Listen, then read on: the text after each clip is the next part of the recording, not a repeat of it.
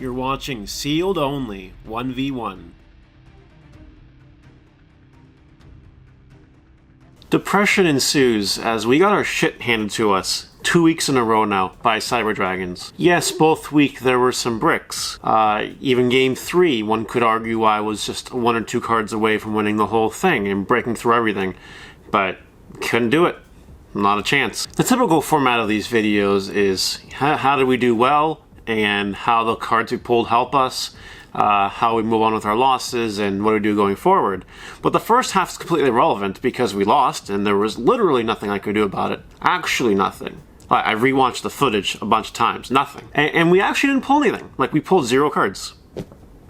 0 cards. If there's anything worse than the fact that we lost 2 weeks in a row, it's the fact that our deck is stuck right now. There's actually nothing we can do about it. And for the record, this video isn't me whining for the sake of whining. It's not complaining because I have nothing better to do. But a little bit of analysis as to the really big struggle we have ahead of us in the challenge. So over here, I'm going to post a list of essentially what Ryan is looking for to complete his deck. Giving him the card pool that he needs, really. And over here, I'm going to pull what I need to actually build a functional deck and see what works and not.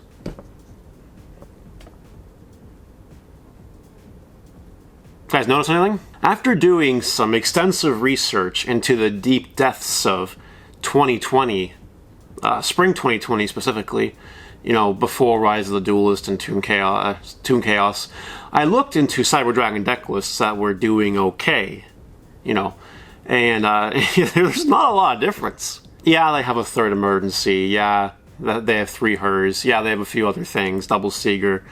But his deck list right now is so similar to a 2020 Cyber Dragon deck. And I think I'm, like, where?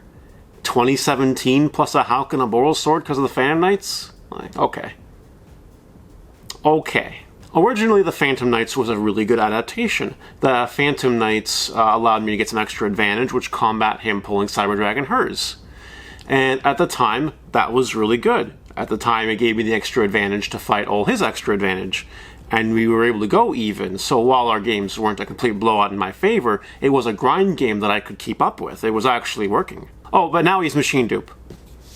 And, yeah, no. And Machine Dupe is just one issue. He has another Hers in there, and he's got other fun things in there, too.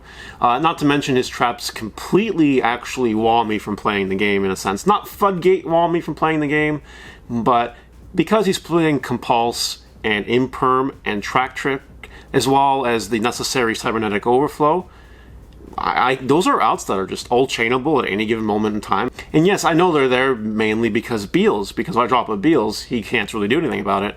But it doesn't change the fact that if I'm trying to make a push and he has a Compulse set and an Imperm set, an Overflow set, maybe with an Infinity, there's nothing I can do.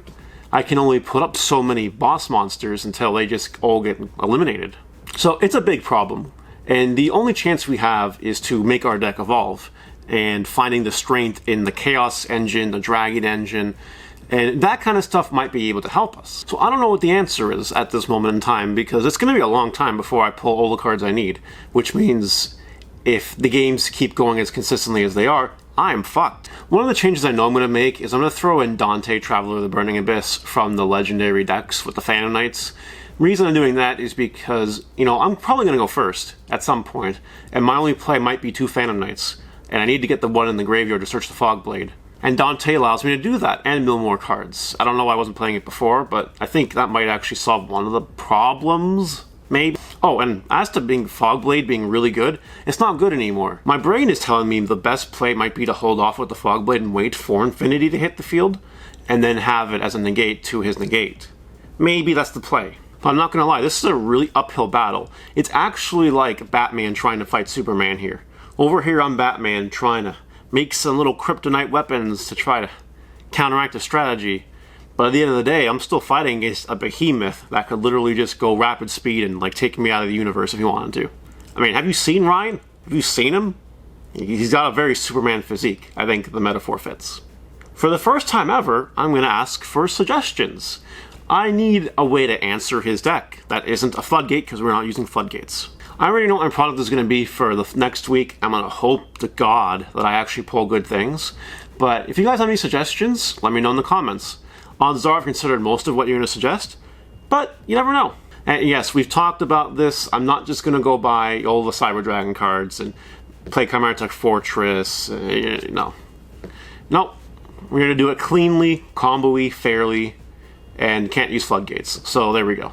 A couple other things to keep in mind as we go forward and build our strategy. Core is essentially a one-card infinity now, at worst, as long as he has a Hers in hand or 2 Light Machines in hand.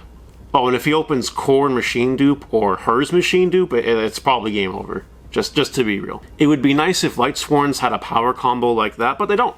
They don't have an Omni Negate, an End Theme Omni Negate, and I got nothing, really. So, yeah, I can't just Machine Dupe my board and, build big Wombo combo that way. No, I gotta work with the graveyard, I gotta work with the mills.